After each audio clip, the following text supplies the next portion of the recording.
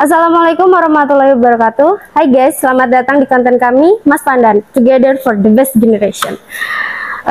Sebelumnya, perkenalkan saya Widya, presenter acara ini. Alhamdulillah pada pagi hari ini kita kedatangan tamu spesial dari Puskesmas Pandan, Ibu Fitri Menjintak dan Ibu Riana. Selamat pagi Ibu, bagaimana kabarnya? Selamat pagi, baik. Alhamdulillah, semoga kita selalu dalam keadaan yang baik. Di sini saya ingin menanyakan beberapa pertanyaan yang tentunya juga seputar remaja dan kesehatan. Banyak terjadi di lingkungan kita, yaitu remaja biasa menggunakan obat-obatan terlarang, merokok, dan pergaulan bebas. Apa sih dampak dari itu karena melakukannya terus-menerus? Baik, jadi sebenarnya kalau obat-obatan terlarang, rokok, seks bebas itu kan masuk semuanya dalam kelompok pergaulan bebas. Jadi pergaulan bebas itu banyak, bukan cuma seks bebas aja, tapi ada juga merokok, penggunaan obat-obatan terlarang. Pergaulan bebas yang dilakukan secara terus-menerus otomatis bisa mempengaruhi masa depan anak itu sendiri, apalagi kalau masih dalam taraf sekolah, kan? Nah, yang pertama biasanya yang pertama adalah pergaulan bebas. Contoh pergaulan bebas adalah seks bebas. Seks bebas itu artinya adalah hubungan seksual yang terjadi di luar di luar ada ikatan perkawinan. Nah, kalau hal itu dilakukan secara terus-menerus, pertama efek yang bisa dilihat adalah yang paling bisa kelihatan adalah hamil dua nikah. Hamil dua nikah bisa memberi dampak malu kepada keluarga, kepada anak yang memang melakukan hal itu. Kemudian kalau sudah malu, akhirnya anaknya tidak bisa melanjutkan ke sekolah. Kemudian kalau sudah tidak bisa melanjutkan ke sekolah, akhirnya prestasinya juga cuma sampai di situ.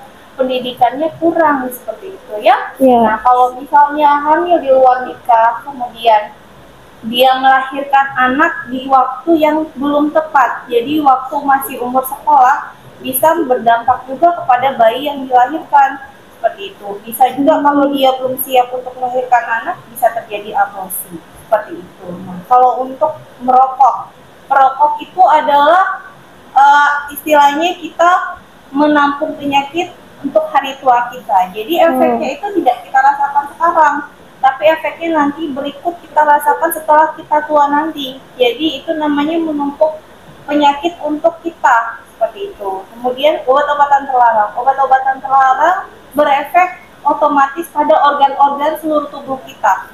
Jadi biasanya remaja ini kan emosinya masih labil. Jadi karena tingkat emosinya masih labil, akhirnya karena mau mencoba-coba sesuatu, akhirnya ikutlah dengan temannya mencoba sesuatu. Awalnya mencoba, tapi akhirnya jadinya ketergantungan. Nah, begitulah banyak untuk yang pengguna narkoba. Jadi saya banyak biasanya sosialisasi dengan anak-anak remaja, jangan pernah mau mencoba-coba. Dari awal jangan pernah mau mencoba-coba, karena hal itu akan membuat efek ketergantungan. Kalau sudah ketergantungan, sudah susah untuk melepas sendiri, karena itu harus masuk di tahap rehabilitasi. Nah, kalau sudah, karena biasanya nih, makanya jaringan-jaringan narkoba tuh awalnya kasihnya cuma-cuma kan? Nah, kalau awalnya cuma-cuma, nanti kalau dia sudah mulai merasa ketergantungan, akhirnya untuk mendapatkan obatnya harus membeli. Nah, kalau anak-anak remaja kan belum bisa menghasilkan uang sendiri. Nah, karena uangnya tidak cukup untuk membeli obat-obatan itu, akhirnya terjadi kejahatan yang lain. Apa itu? Pencurian. Jadi dia mencuri, menghalalkan segala macam cara, menghalalkan segala macam perbuatan supaya bisa mendapatkan uang untuk mendapatkan obat-obatan tersebut. Jadi semua pergaulan bebas jangan pernah berpikiran untuk mencoba-coba sekali karena hal itu akan membuat ketergantungan seperti itu. Makanya saya harapkan anak-anak remaja saat ini tuh bisa meningkatkan kewaspadaan diri lagi, apalagi untuk remaja putri juga ya. Kalau misalnya sudah terjadi kehamilan di luar pranikah yang lebih tidak diuntungkan adalah remaja putrinya. Ya.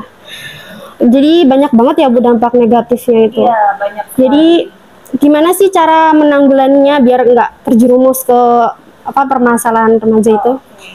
Gimana cara menanggulanginya? Yang pertama, otomatis kita harus menguatkan dalam hal keagamaan, seperti harus lebih dekat lagi kepada Tuhan. Kemudian yang kedua, kita lebih melakukan hal-hal yang lebih positif. Contohnya kalau di sekolah nih ada kegiatan-kegiatan yang lebih positif, kita lebih menyibukkan diri kita dengan hal-hal yang lebih positif.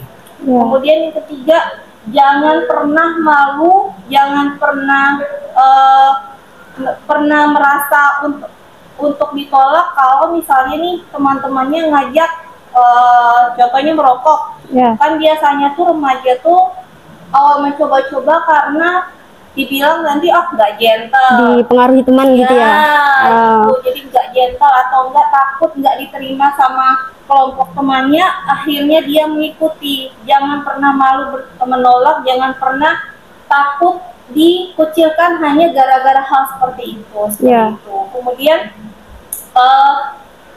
kalaupun misalnya nih, karena kan sebenarnya tuh kita kan tidak bisa nih mencegah hubungannya spesial antara remaja putri sama remaja putra kan. Nah, setidaknya kalau punya hubungan yang lebih dekat dengan remaja putri dengan sesama temannya, dengan contohnya remaja putri dan remaja putra, setidaknya hubungan itu bisa membangun ke arah yang lebih baik. Jadi contohnya nih bisa saling menyemangati dalam pembelajaran, bisa saling melengkapi dan tidak melakukan hal-hal yang tidak diinginkan di luar batasnya seperti itu. Jadi hubungan itu bisa maksudnya keterkaitan itu bisa membangun kita untuk meningkatkan prestasi. Jadi ya bangunlah hubungan sesama teman yang meningkatkan semangat kita untuk belajar seperti itu. Jadi kayak hubungan sehat gitu ya Bu ya. Dan jangan lupa untuk jangan takut untuk cerita kepada orang tua, jangan takut untuk cerita kepada guru kalau ada hal yang menurut kalian tidak sesuai dengan keinginan kalian yang dilakukan oleh teman-teman kalian. Karena hal itu kalau disimpan-simpan akhirnya takut sendiri seperti itu. Jadi kita harus lebih baik kita cerita lebih terbuka seperti itu.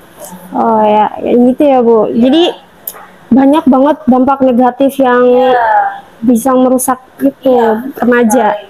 Jadi jangan sampai karena kalau sudah rusak kita udah rusak masa depannya, sudah tidak bisa kembali lagi ke belakang, sudah tidak bisa lagi diperbaiki. Ya, semoga kita semua selalu dalam lindungan Allah, terhindar dari masalah-masalah yang nggak diinginkan. Nah, ya terima kasih Bu telah menyempatkan waktunya bersama kami di sini, kita ngomong-ngomong kayak gini. Semoga Ibu sehat selalu. Salam juga buat keluarga di rumah. Ya, demikianlah perbincangan singkat kami. Jangan lupa untuk selalu dukung channel kami, Mas Pandan. Kita akan terus men-sharing kegiatan-kegiatan kita, baik yang seperti ini maupun yang lain. Ibu bisa kita buat jargon gitu ya Bu? Bisa, boleh. Ya, itu nanti kalau saya bilang Mas Pandan, Ibu bilang together for the best generation. Together for the best generation. Ya, kita lihat Mas Pandan, together for the best generation. Ya, terima kasih Bu. Assalamualaikum warahmatullahi wabarakatuh.